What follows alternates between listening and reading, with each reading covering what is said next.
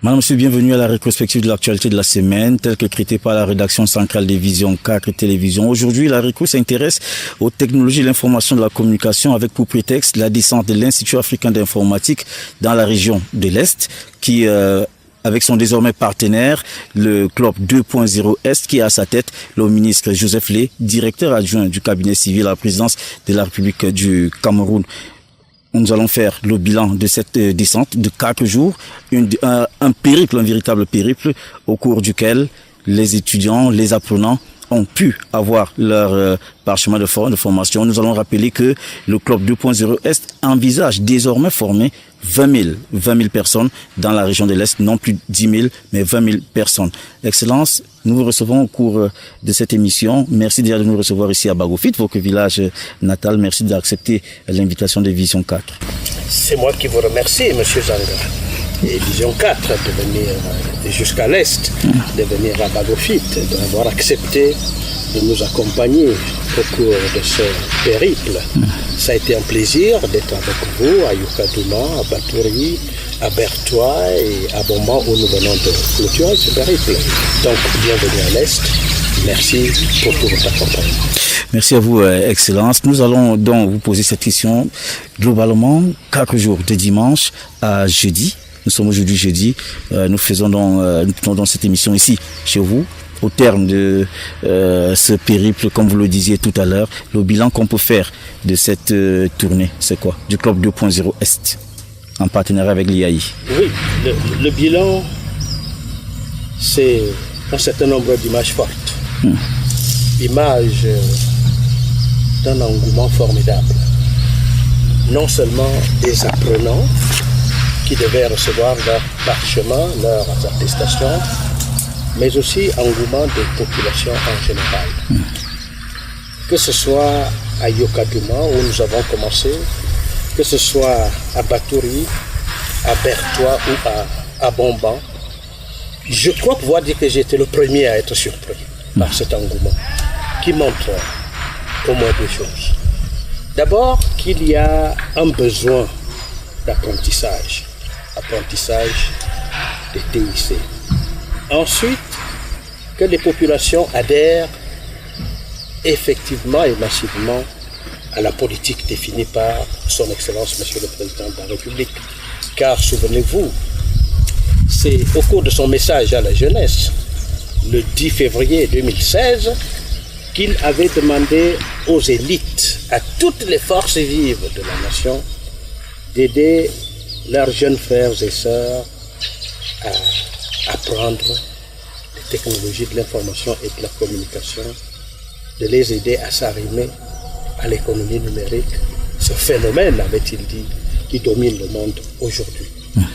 Nous avons donc, à la suite de ce message, et moi particulièrement, en tant que proche collaborateur du chef de l'État, pour moi, toute parole du chef de l'État est une instruction.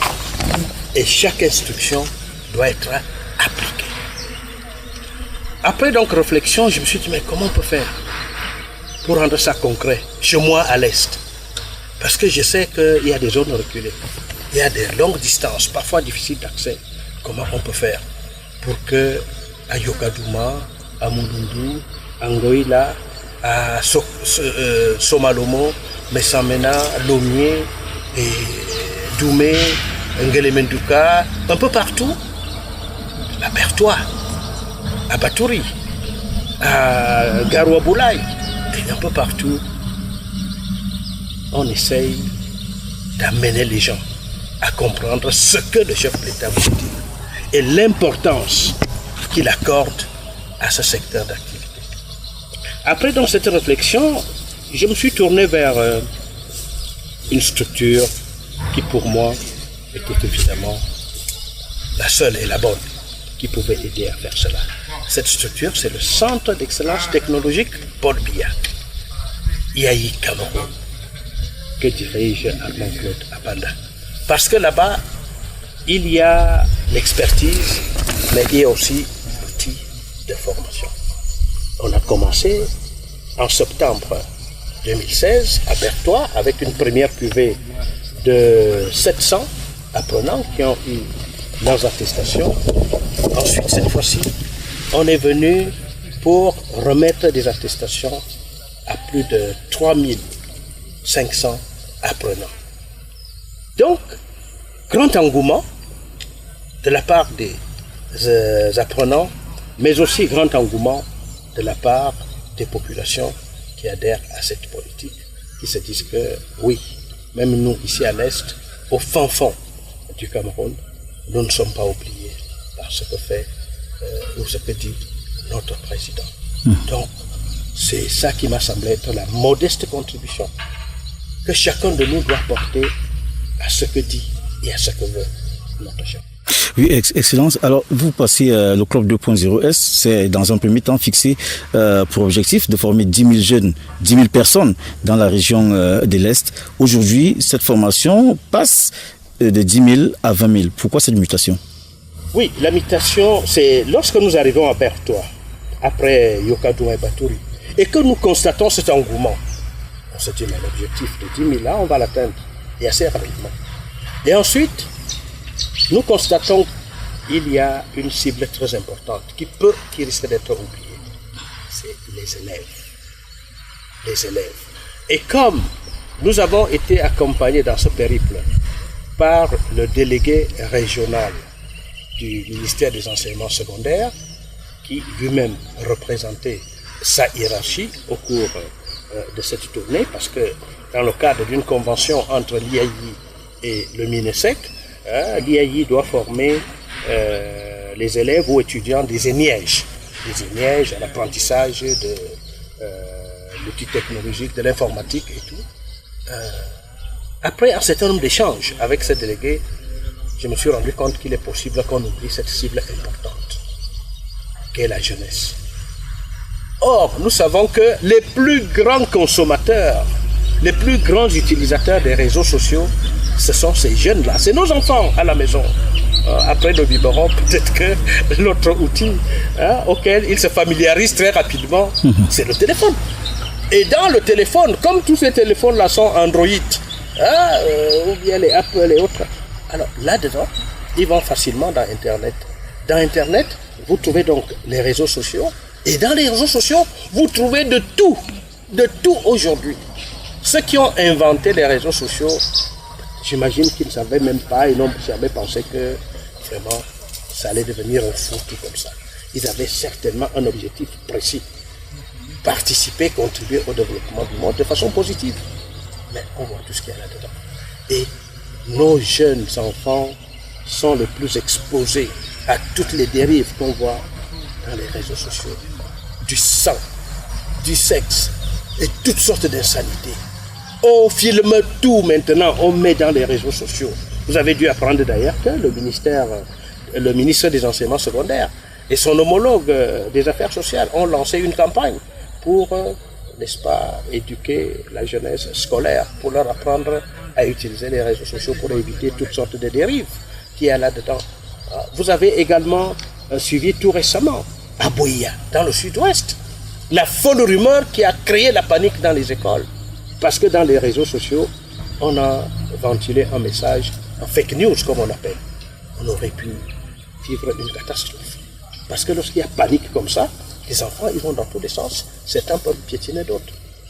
Donc, les élèves constituent une cible extrêmement importante. Ceux de l'Est ne peuvent pas et ne doivent pas être oubliés. C'est pour ça là que, en les intégrant, on s'est dit que très rapidement, nous pouvons passer de 10 000 à 20 000, voire plus. Et je crois que ça va être plus.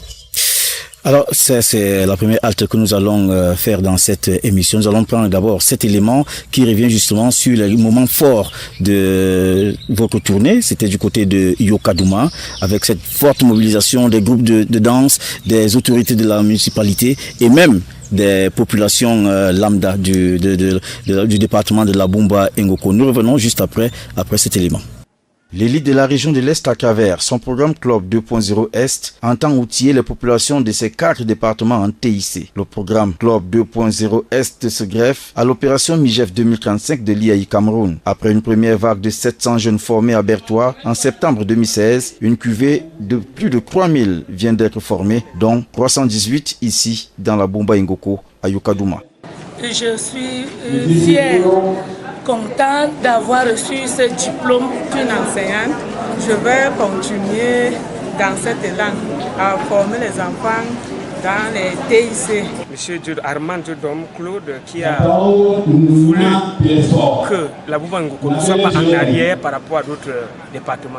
Une satisfaction qui se traduit par la volonté du parrain de la promotion Armand Djodom, élite de la localité, de voir transformer le département de la Bouba-Ngoko fortement enclavé et très en retard dans la mutation numérique. C'est un sentiment de gratitude à l'endroit de la première dame pour son œuvre qui s'implante, qui se densifie et qui aujourd'hui impacte. Cette infrastructure a permis de consolider l'investissement que la première dame a fait pour permettre de mieux le densifier, pour permettre aux populations d'en jouir.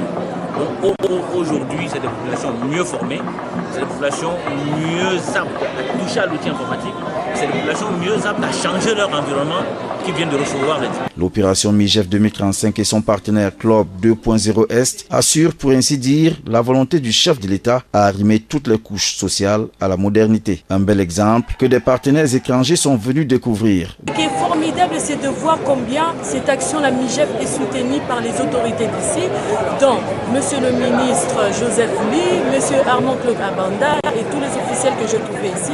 C'est quelque chose de formidable. L'Institut africain d'informatique l'a compris et le Club 2.0 Est avec. Ils suivent donc le pas des défis historiques de chaque génération pour le devenir de la nation. Parce qu'il ne suffit pas de les former. Après les avoir formés, il faut assurer la pérennité. D'où ce que j'ai appelé tout à l'heure le Club 2.0 Est. Ça va être une plateforme d'échange au sein de laquelle nous allons échanger des informations. Nous, à partir de Yaoundé et des autres, nous leur donner des informations sur la vie de la nation, la vie politique, la vie économique, la vie sociale. Après la Bouba-Ngoko, cap sera donné sur Batouri où 550 autres parchemins seront remis aux lauréats. Retour donc sur ce plateau avec le ministre Joseph Lee, directeur adjoint du cabinet civil de la présidence de la République du Cameroun, qui est notre invité, qui est l'invité de la rétrospective de l'actualité de la semaine sur Vision 4 Télévision.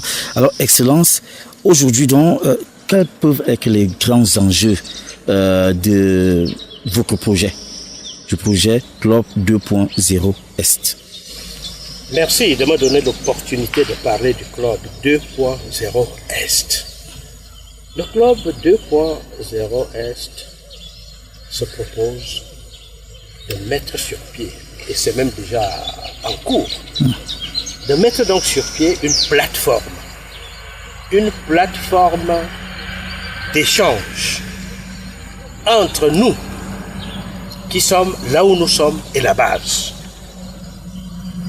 Dans cette plateforme, nous allons mettre les contacts de tous ceux qui ont bien voulu nous les donner.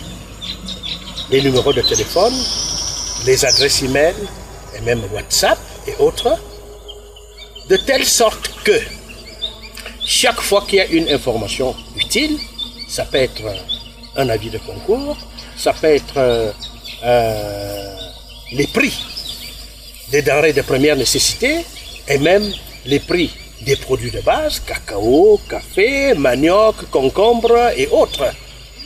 Quand il y a donc ces informations, et je dois ajouter peut-être surtout les grandes décisions qui sont prises au niveau du sommet de l'État, les décrets présidentiels, les ordonnances, je dois dire d'abord les ordonnances, les décrets, les arrêtés, les circulaires et tout le reste.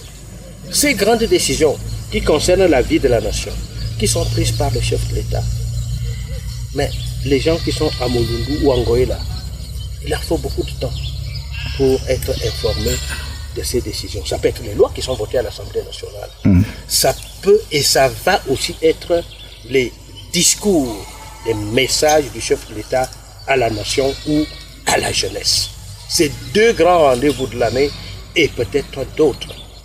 Alors, ce que nous allons faire dans cette plateforme, c'est que, à travers ce mailing list, dès qu'il y a une information, et je le disais, partout où nous sommes passés, je ne prends que le cas du message à la jeunesse qui va arriver le 10 février prochain. Tous ceux qui ont donné leur contact, si, et ça a toujours été le cas, le chef de l'État commence à parler à 20h et que son message s'achève, La diffusion s'achève à 20h30. À partir de 20h31, ceux qui ont donné leur contact seront capables de recevoir ce message et de s'en imprégner. Nous n'allons pas seulement envoyer le message brut. Nous allons, avec la petite équipe constituée, essayer de leur apporter des éléments d'éclairage, des mots-clés, des phrases clés, des explications par rapport à tel ou tel aspect du discours qui a fait allusion à tel ou tel aspect de la vie de la nation ou du monde entier.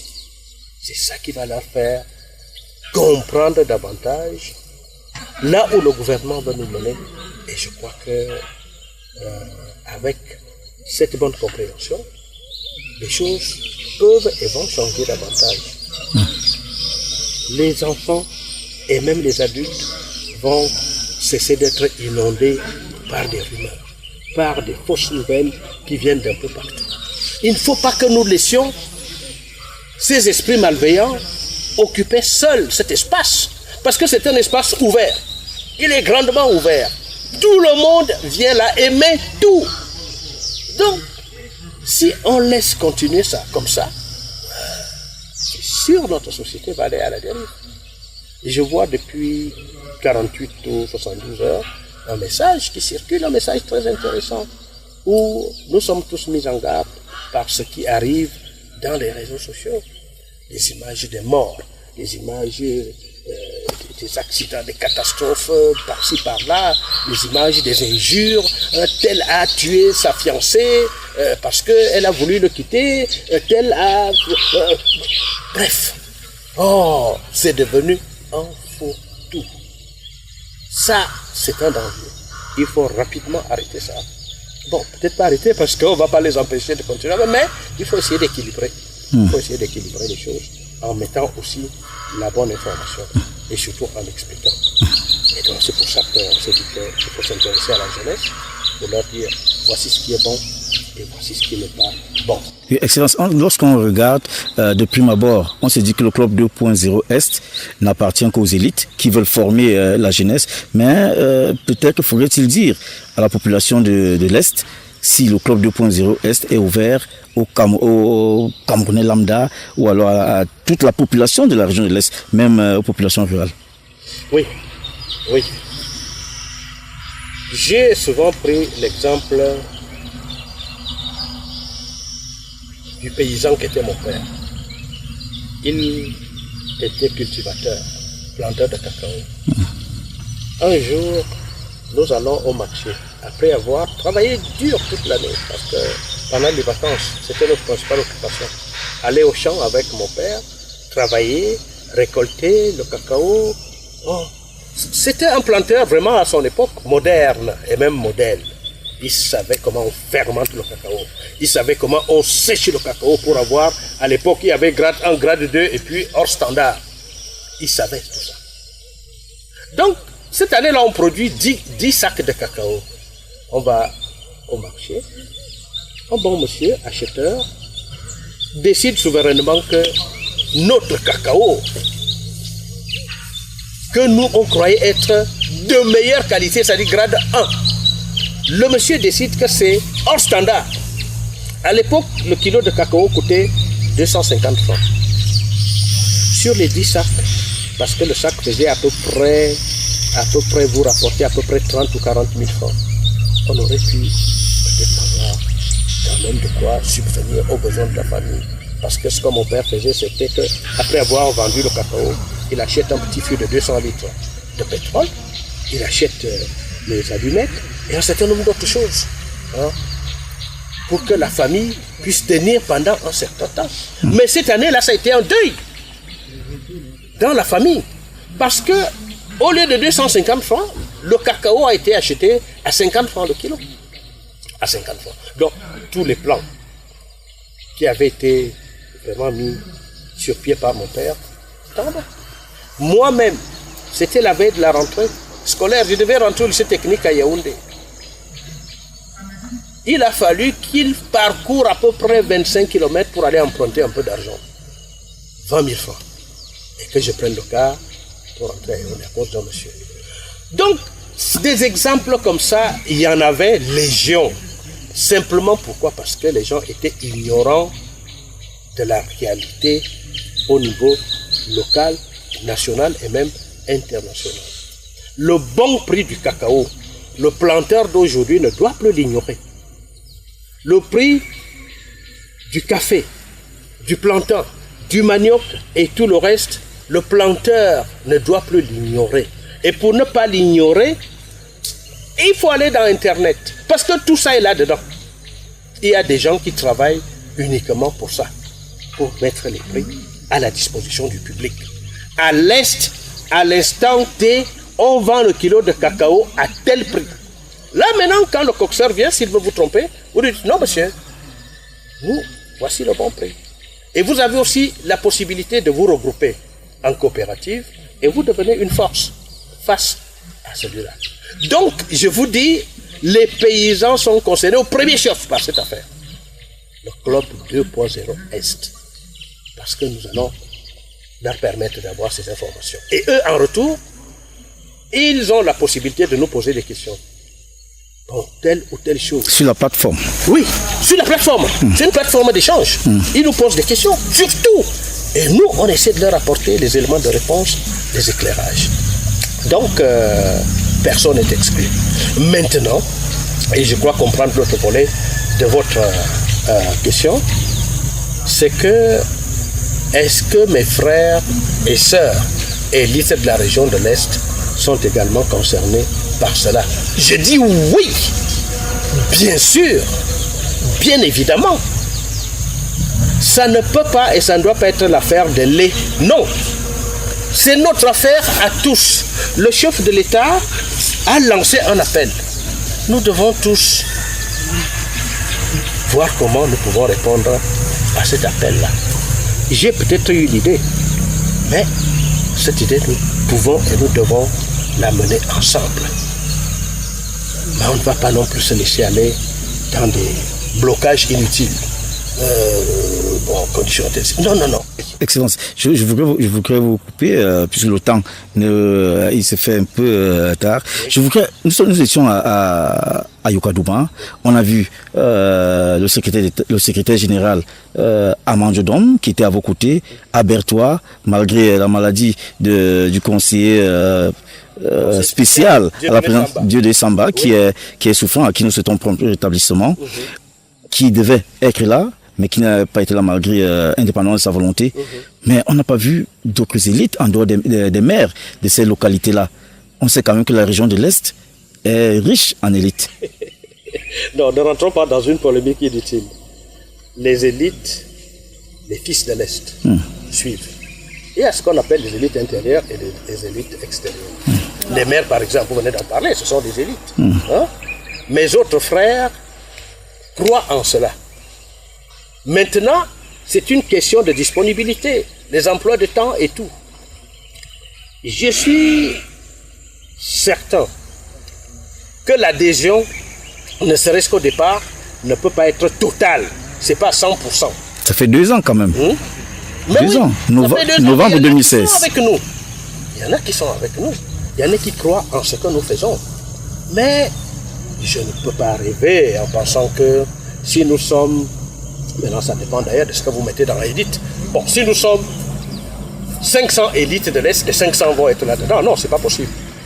Il y a d'ailleurs tellement de choses à faire que si chacun de nous, à la suite d'une initiative personnelle ou à la suite d'un appel lancé par le chef de l'État, choisissait un secteur d'activité pour dire, dans ce secteur, je vais aller aider mes frères et sœurs, mes parents, mais ce serait bien qu'on multiplie des actions comme ça. Et puis, à la fin, vous allez voir que le développement va s'accélérer. Donc, vraiment, non, ça ne me pose aucun problème. Je dis bien, aucun problème. Tous ceux de mes frères ou mes sœurs auxquels j'ai parlé de cette affaire m'ont dit, mais c'est une excellente chose. Depuis d'ailleurs qu'on a commencé à Yokadouma, je reçois énormément de coups de fil. Il y en a qui disaient, oh, mais quand tu es parti, mais il fallait m'appeler, il fallait... Je dis, bon, vraiment, le temps pour moi d'obtenir l'autorisation d'y aller et de mettre en exécution, il n'y a pas souvent beaucoup de temps. Mais les prochaines fois, on va essayer. Même si ce n'est encore qu'au niveau de comment je dirais, de l'idée, au niveau de l'idée, avant peut-être de solliciter les diverses autorisations qui permettent d'aller sur le terrain. Je vous informe et puis on voit. Celui qui a du temps, il vient. Mais en tout cas, il s'agit d'un train qui est en marche et qui peut s'arrêter même là où il n'y a pas une gare. Pourvu qu'on voit quelqu'un, un passager, qui veut l'emprunter, on s'arrête, on le prend et on continue. Le plus important, c'est le développement de notre région. Le reste, vraiment... C'est bien dit. Alors, chers téléspectateurs, Excellence, nous proposons cet reportage qui revient sur la mouvance qu'il y a eu du côté de Batouri. C'était la deuxième étape de votre périple dans la région de l'Est. Également, il y a eu de l'engouement, des élèves, des groupes de danse, de la population, les élites intérieures et extérieures qui étaient justement présentes. Je vous propose de regarder ce reportage. On revient juste derrière. En quelques mois, le département de la KDI a migré vers le numérique. En effet, 550 apprenants en TIC viennent d'être formés dans un programme lancé par l'élite de l'Est, le Club 2.0 Est, associé à l'opération MIGEF 2035 de l'IAI Cameroun. À l'époque, nous étions des femmes qui ne connaissaient rien dans la vie. On savait que dans la KDI, la femme était analphabète. Je veux aussi encourager celles qui sont encore à la maison, qui ne connaissent ce qu'on appelle TIC, plus précisément dans l'association d'unité solidarité, qu'elles viennent, qu'elles soient aussi comme moi. Ceci me permet aussi de prendre mes élèves en main, car ce que les élèves ne doivent pas être prêts en théorie, mais que les élèves doivent aussi être prêts en pratique. Au XXIe siècle maintenant, l'analphabète d'aujourd'hui, c'est celui qui ne sait pas manipuler l'outil informatique. Alors c'est pour aider nos populations à sortir de ce risque que nous sommes fortement impliqués dans cette action. Promotion Dimba Gombo, maire de Batouri, les lauréats n'entendent pas s'arrêter à cette initiation au TIC. Ils appellent de tous leurs vœux l'élite à davantage s'impliquer dans ces formations qui ouvrent des voies nouvelles à la localité. Nous les encourageons qu'ils continuent à prendre des initiatives comme celle-là pour que l'arrière-pays soit formé. Franchement, je tiens un coup de chapeau à toutes ces élites de l'Est. Grand moment d'échange et de communion entre population et élite grâce à l'opération MIGEF 2035. Le programme initialement prévu pour une formation de 10 000 personnes est passé au double au vu de l'engouement observé autour du club 2.0 Est. Ça ne doit pas rester au stade du rêve. Nous avons rêvé au départ et nous constatons que le rêve est très rapidement en train de devenir la réalité. Avec la création de cette plateforme, tout le monde, je dis bien tout le monde est concerné. Le périple, après le département de la Bumba Ngoko et celui de la KDI, se poursuit à Bertois. La chaleur entre élite et population, elle, reste la même pour tous unis autour des TIC. Retour donc sur ce plateau, la rétrospective de l'actualité de la semaine, réalisée en direct de Bagofit, c'est dans la région de l'Est, département du Oignon, la ville d'Abomban. Nous parlons ici aujourd'hui TIC. Comme invité, le ministre Joseph Lé, directeur adjoint du cabinet civil à la présidence de la République du Cameroun, qui est le promoteur, on peut dire la tête de file du club 2.0 Est, qui envisage former 20 000 jeunes, de 20 000 personnes, 20 000 personnes de tous âges, toutes catégories socio-professionnelles dans la région de l'Est. Excellence, aujourd'hui, au regard de votre tournée, on a quand même constaté qu'il y a eu un grand engouement autour de pendant votre tournée. C'est-à-dire que ça allait crescendo de Yokadouma à Bomban aujourd'hui. Excellence, dites-nous un peu, est-ce que cette mouvance-là, cet engouement-là, la mutation entre de 10 à 20 000, cela veut-il dire que il y avait la région de l'Est était en retard dans les TIC? Comme tout le Cameroun. C'est pour ça que le président parle de réduire la fracture numérique. La région de l'Est, comme le reste du Cameroun, a besoin d'accélérer le processus. Et ce qui est formidable, c'est que les gens, vraiment, ils y croient. Hein? Quand ils en entendent parler, ils se disent, peut-être d'abord par curiosité.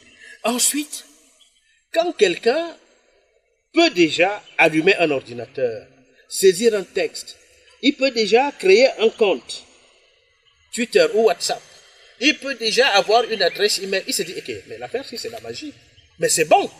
Hein? Les premiers commencent, ils en parlent aux autres, et voilà du monde qui arrive. D'ailleurs, je peux vous dire que cela nous a échappé. Il y a 1 millier d'apprenants qui attendent aussi. À Doumé. Il y a 1 millier d'apprenants, ils sont 1050. Ils attendent. On va organiser une prochaine tournée quand on aura eu d'autres et tout et tout. Donc, c'est une adhésion spontanée. Et peut-être aussi parce que l'action est spontanée. Il n'y a pas eu de calcul. Il n'y a aucun calcul. Il n'y a aucune arrière-pensée. La seule idée, c'est que il faut qu'on essaie de voir comment on peut aider les nôtres. Et puis, bon, on va peut-être le dire parce qu'il y a aussi peut-être la gratuité. Il y a la gratuité. Personne ne paye rien pour ces formations-là. Personne ne paye rien. On se débrouille avec le peu que j'ai, avec surtout l'expertise et l'outil du Centre d'excellence technologique Paul Biya. Imaginez qu'il faille payer ça, cette expertise et les machines qui sont utilisées. Ce ne serait jamais possible. Ce ne serait jamais possible. Mais dès qu'on a les deux là, gratuits, le reste peut suivre. Maintenant, quand il faut mettre un peu de carburant dans les voitures, quand il faut faire un peu à manger et tout,